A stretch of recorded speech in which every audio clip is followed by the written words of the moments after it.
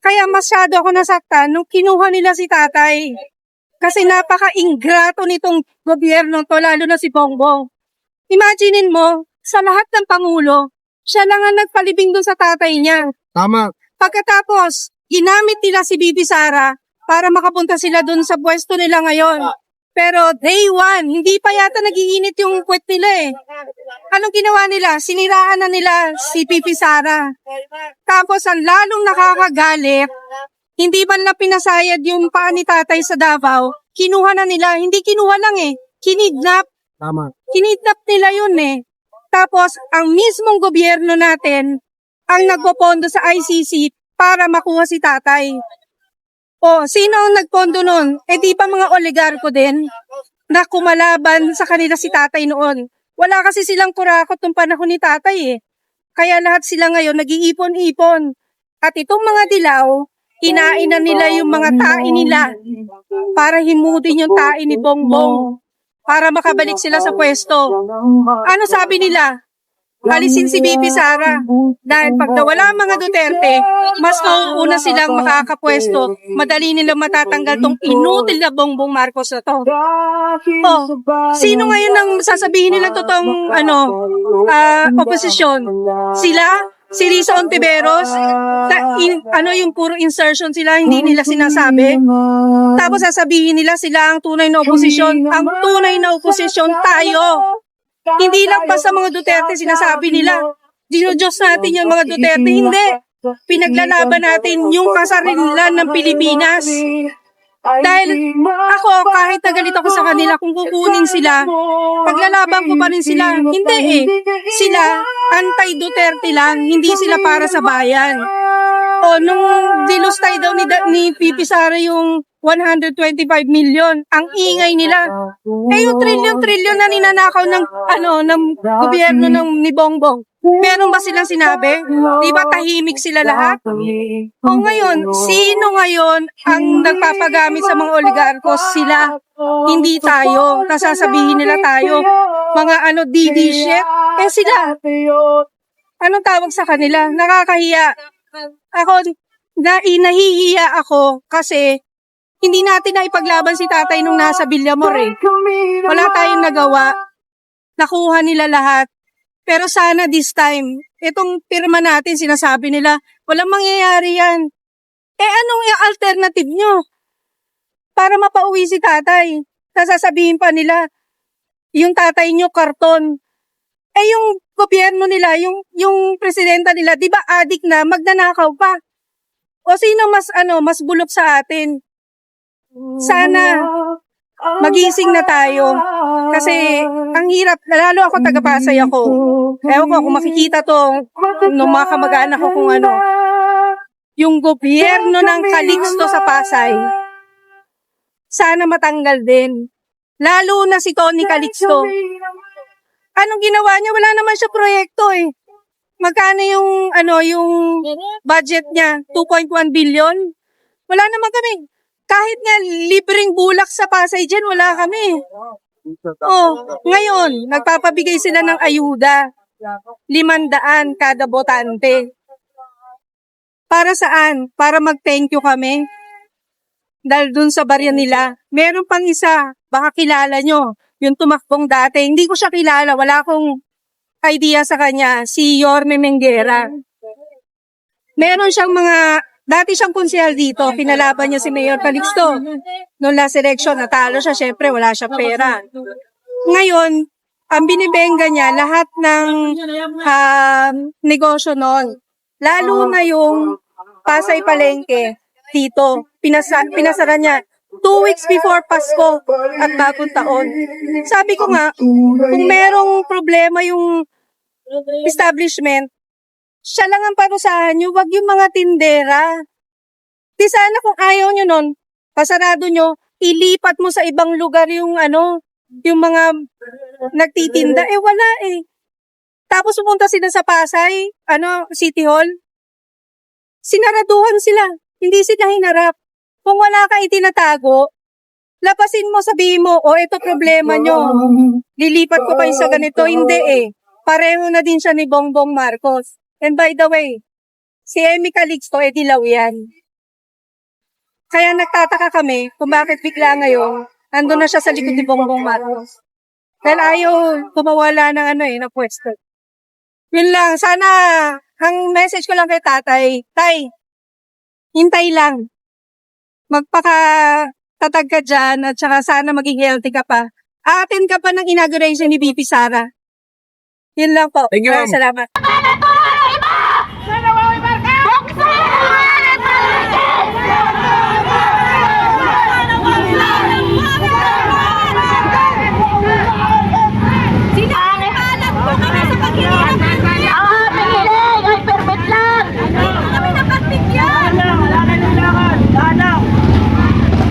Kami po ay titigil na hindi namin nakakamtan! Buksan ang aming palengke!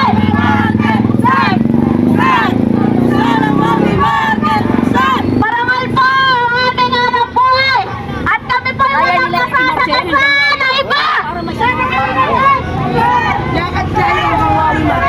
Ngunit bakit? Ipinagkakait sa amin! Ang aming karapatan! Gutom na kami! Gutom na mga taga-Wawi Market! Huwag tayo bulag sa katotohanan!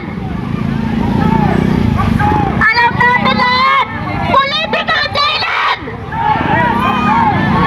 Kung bakit tayo naiipit! Ang sigaw ng vendors!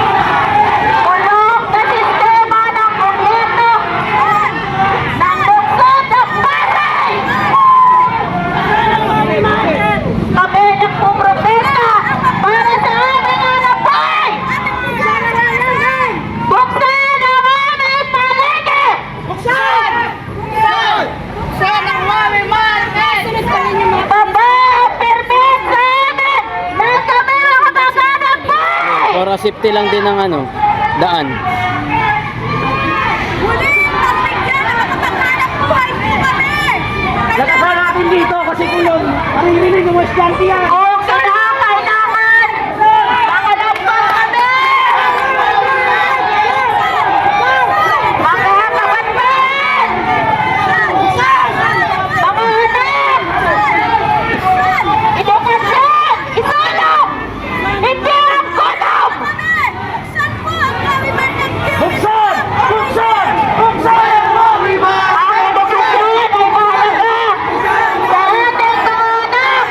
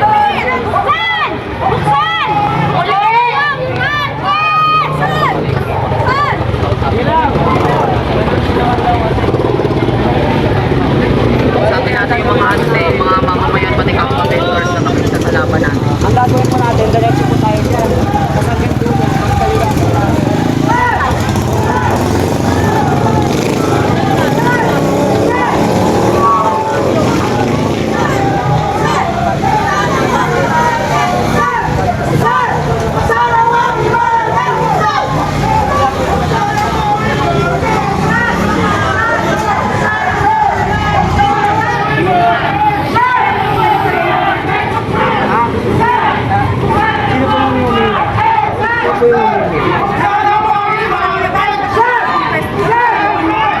Okay po, sige po. Hindi tayo papatinan! Hanggang hindi natin nakukuha ang sagot sa ating katanungan! Makinig tayo mga kapwa natin pasahenyo! Kung bakit tayo uminom sa ganito, Kalagayan ng mga kapwa natin pasahenyong vendor sa Wally unog na Market! po ang mga vendors ng Wally Market!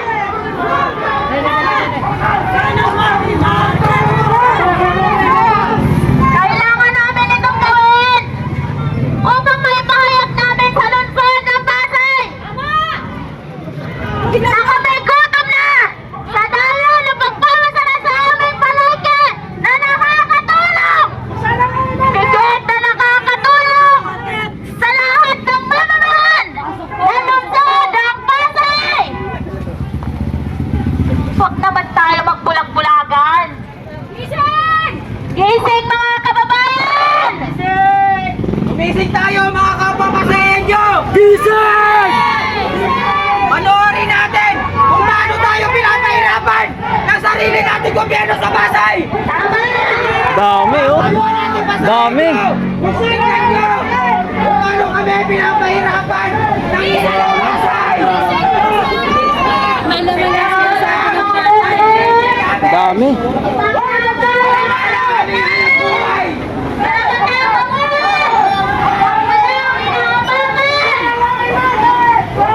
Karapatan namin na malaman din ito na nanawagan sa lahat ng mga residente ng Pasay. Gumising tayo! Diretso tayo! Diretso lang tayo! Konting bilis lang! Buksan ang aming palengke! Gutom na kami!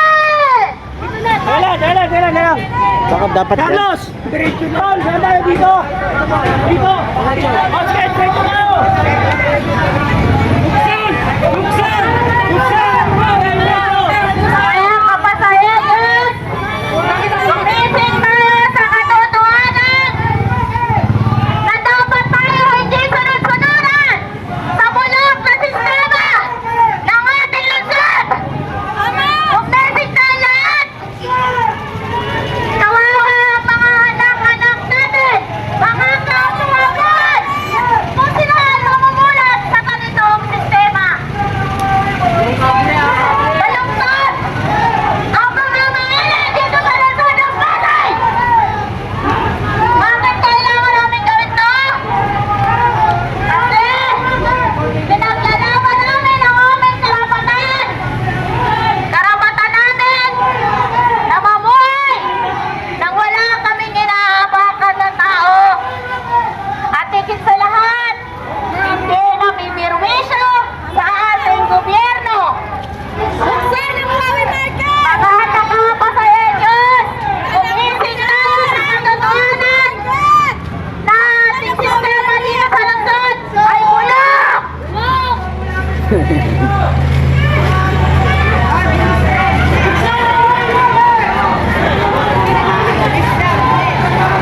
Imulat natin ang ating mga mata sa ating nakikita.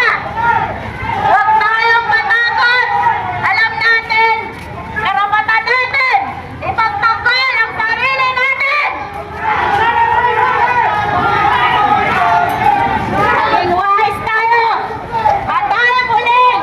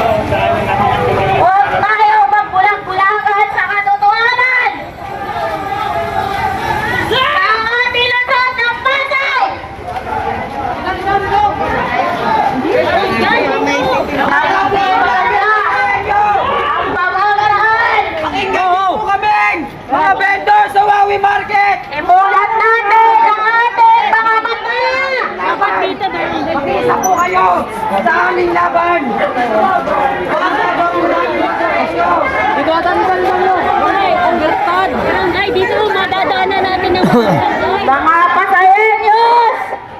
Imulat natin ang ating mga mata! Na ang ating lungsod ng Pasay ay may kinikiligin! Panahon na para ipaglaban natin ang ating karapatan! Karapatan nating mamuhay ng marangal! Sana po, bawat salita namin sa puso ko. Nananawagan kami. Muli kung saan ang aming tindahan. Pipit lang ang aming kailangan.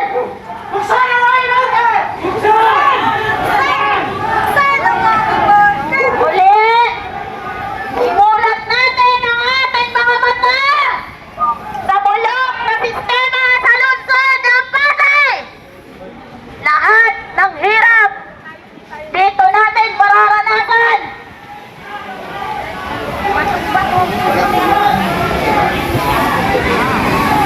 Ang hanap buhay namin ay marangal.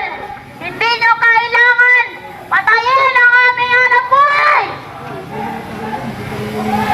Sana ito ay makarating sa kataas-taasan ng ang aming boses ay marinig. Ang pinaglalaban namin ay karapatan. Hindi kung ano-ano pa man.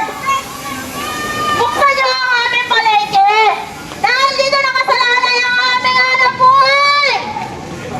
Edukasyon ng aming mga anak. Importante po yan. Muli po, imulat natin ang ating mga mata sa bulok na sistema na lungsod ng Pasay!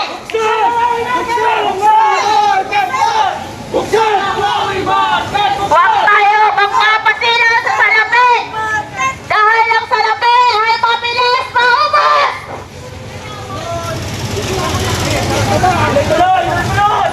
Sana po, sa aming ginawa ngayon, matauhan ang mga tao!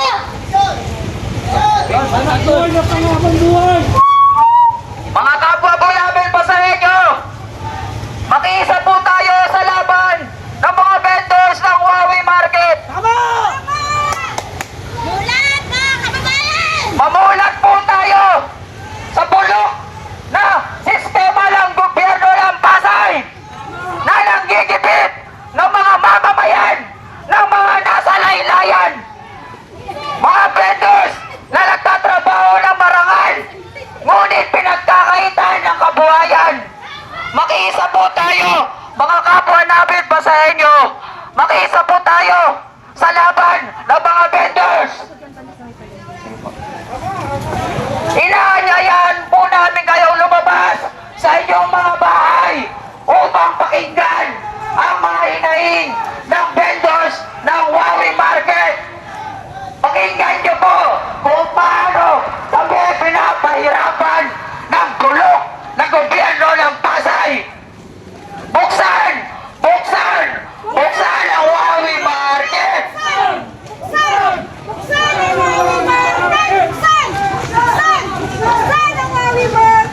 Buksan! Buksan! Buksan ang Huawei Market!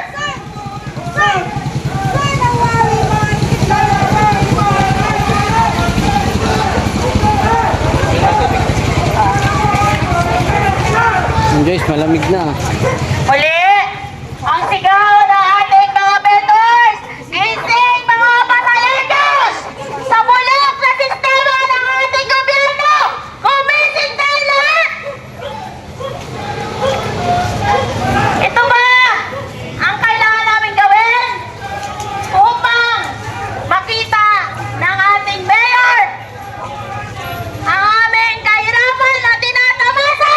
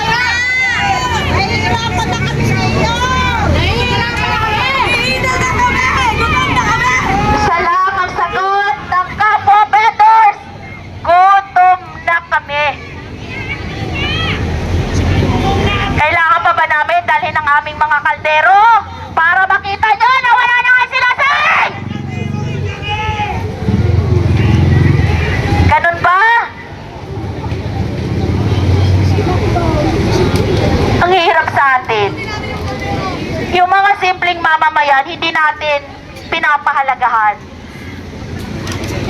Hindi po kayo mailuluklok sa kataas-taasan kung hindi kayo nang galing sa kahirapan. Galing din po kayo sa hirap. Ngayon lang kayo yumaman, pero nakalimot kayo. Lumingon sa inyong pinanggalingan.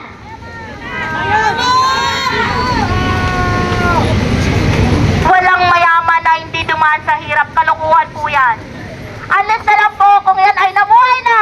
Naumpisa pa lang ay mayaman na ang kanyang ninuno. Muli po, nananawagan sa iyo, Mayor Remy Calixto Rubiano, ma'am. Kausapin niyo po kami bilang isang tao. Sana po pakinggan niyo ang bawat hinagpis ng bawat isa na nandito. Sa halip na kasama ang ating mga anak, kami nagpoprotesta para sa aming karapatan. Buksan ang aming palengke! Buksan ang Wally Market!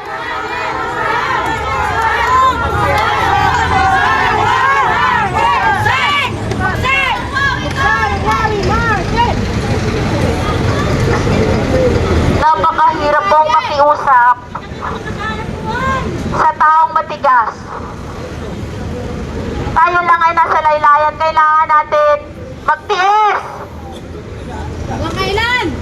Ang tanong, hanggang kailan nyo kami titignan na naghihirap sa lansangan? Gusto ba natin mangyari na ang lahat ng vendors ng Wally Market ay magkalat sa kalsada?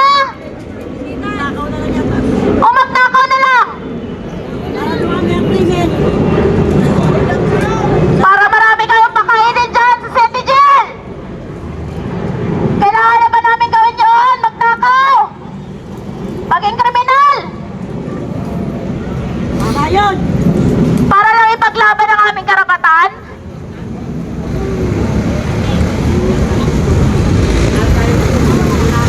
Ganyan ba?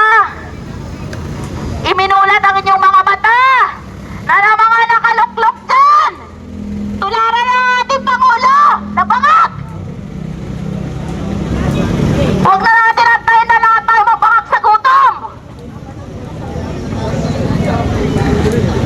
Sana pag alam na nating mali, huwag na natin tularan. Tayo na ang tumuwid. Kasi tayo ay maisip. Muli po, nananawagan ako sa ating butihin. Buting Mayor Remy Calixto Rubiano, ma'am. Gutom na kami. Natitiis mo ba ikaw dyan nilalamig? Samantalang kami dito nagugutom.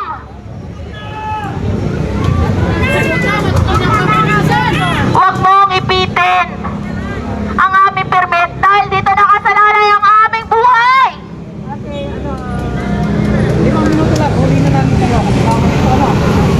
Sir, kailangan po namin sana makausap ang aming mayor, ang ating mayor dito, bago po kami umalis.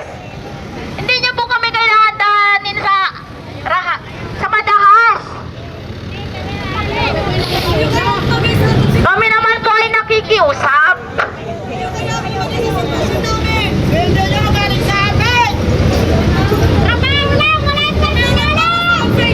Ang sigaw ng vendors, trabaho lang, wala personalan!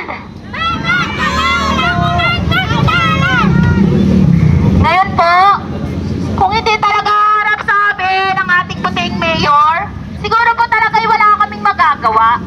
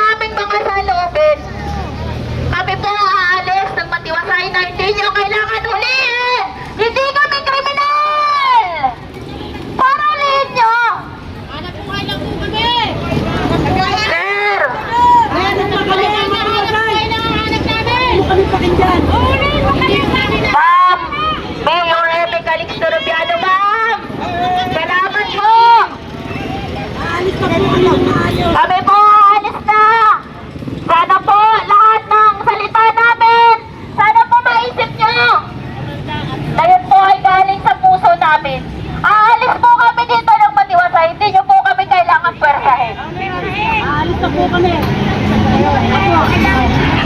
salamat pong muli sa ating mga vendors. Tayo po ay aalis na. Okay po? Maraming salamat po sa ating kapulisan. Mga sir, salamat po na naibigay namin ang aming mga salubin. Maraming salamat pong muli. Mga vendors, sige po, tayo po uuwi na. Tayo po hindi naman nilabas ni... Ligo kami nga ulit, ngunit kami, ngunit umaka kami pagbigyan. Bayaran pa po. Hindi lang po ngayon. Salamat po. Muli, sir, mga sir. Salamat po. Kami po ay saludo sa inyo.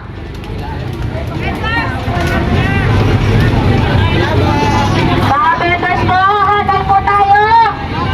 Tayo po ay maayos na hanay. Kumanay po ang kasadahan at tayo mga diretso. Alam nyo na po kung saan tayo. Yung basura po natin, pakiusap, wala pa tayong iiwanan ng tayo hindi mga perwisyo. Maraming salamat po.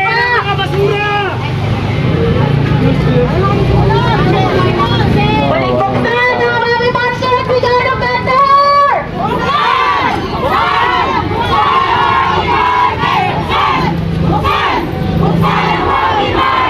Saan na po yung nasamahan? Kawawa.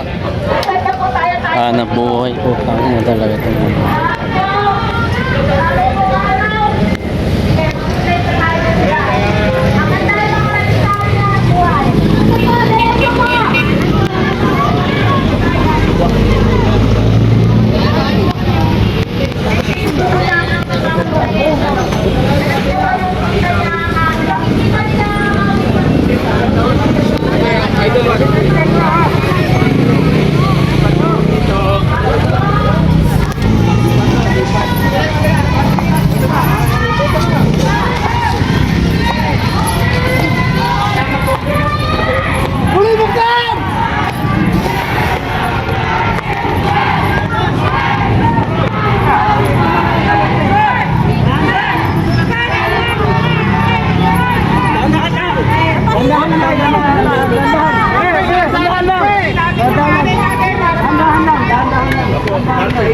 Dami kabayan, no? Dami nila, oh.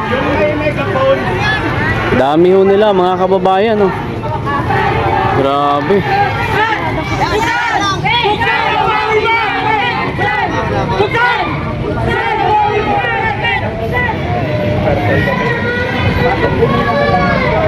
Lima, ayusin ang buwanay.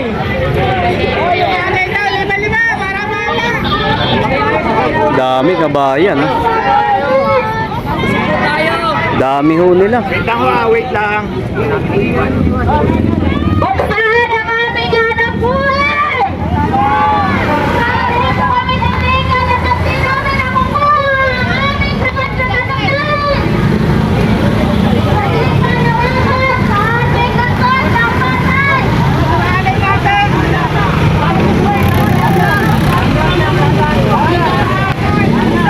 Buksan ang aming buhay!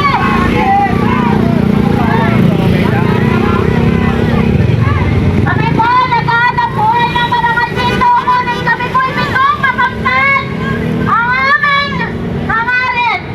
Kami po ay nagmakaawa, ngunit kami po ay bigo. Hindi kami pinagkusan. Hindi po kami kriminal. Nandito lang po kami para iparating ang aming mga salubin. Sana po sa aming pagpalikod sa aming City Hall, sana po maiisip niya na siya ang nakaupo. Maisipan niya na niya na sana. Nakakaawa nga pala ang ating mga vendors. Permit lang po